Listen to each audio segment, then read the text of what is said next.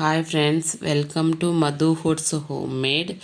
ఈరోజు మనము సేమియాల పాయసం అండ్ శనగబ్యాళ్ళ వడలు చేసుకుంటున్నాము. ఇలా చేసుకొని పాయసంలో డిప్ చేసి తింటే వేరే లెవెల్. ఇలా చేసుకొని తిని చూడండి, చాలా బాగుంటుంది.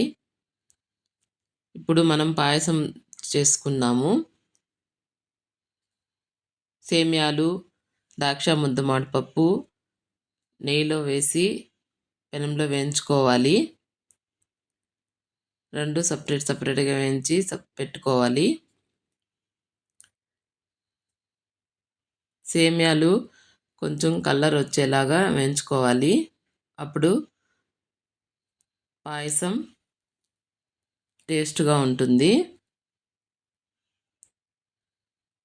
ఒక గిన్నెలో పాలు పోసుకొని దానిలో తగినంత వాటర్ పోసుకోవాలి.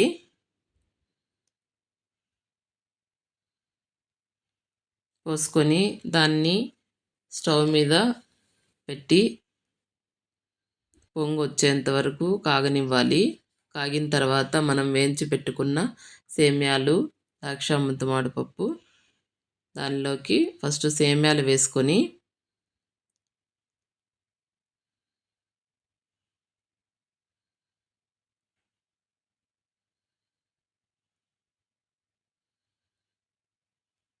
కొంతసేపు సేమియాలు పాలల్లోనే ఉడకనివ్వాలి.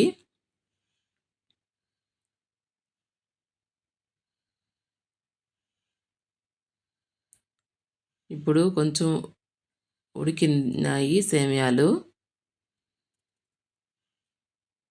ఇప్పుడు తగినంత షుగరు వేసుకోవాలి.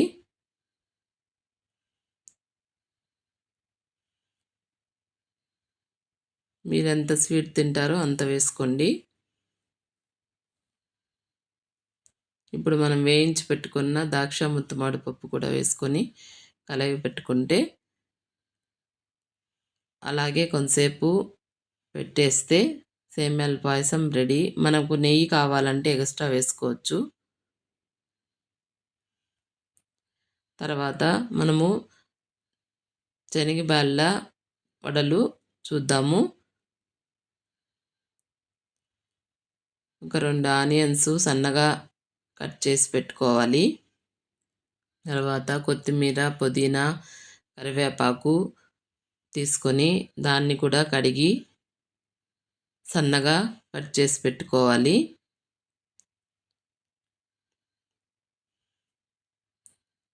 పచ్చిమిర్చి ఒక 10 తీసుకున్నాను నేను, క్వాంటిటీకి తగ్గ. ఇవి సన్నగా కట్ చేసుకోవాలి.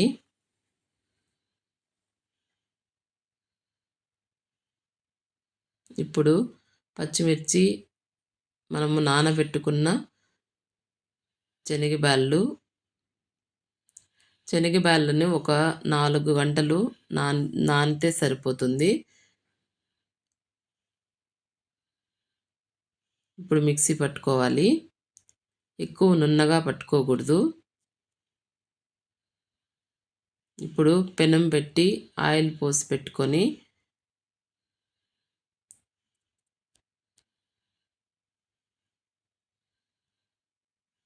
ఇప్పుడు మనం మిక్సీ పట్టుకున్న శనగబ్యాళ్ళు దానిలో మనం కట్ చేసి పెట్టుకున్న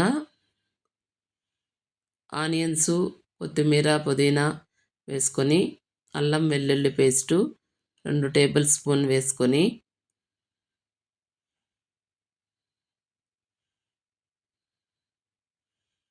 ఆ మిశ్రమాన్ని బాగా కలిగి పెట్టుకోవాలి. దానిలోకి తగినంత ఉప్పు వేసుకోవాలి.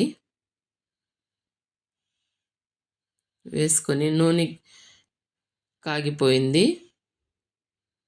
దానిలోకి ఇలా మరీ పలుసగా లేకుండా కొంచెం మందంగా వేసుకుంటే పైన క్రిస్పీగా లోపల సాఫ్ట్గా ఉంటుంది.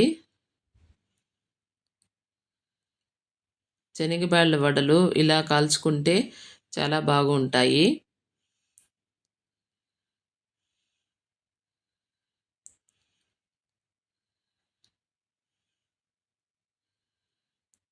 దాని తర్వాత వడలు, పాయసము సర్వ్ చేసుకొని తింటే చాలా సూపర్‌గా ఉంటుందండి. ఇలా తిని చూడండి, వేరే లెవెల్‌గా ఉంటుంది.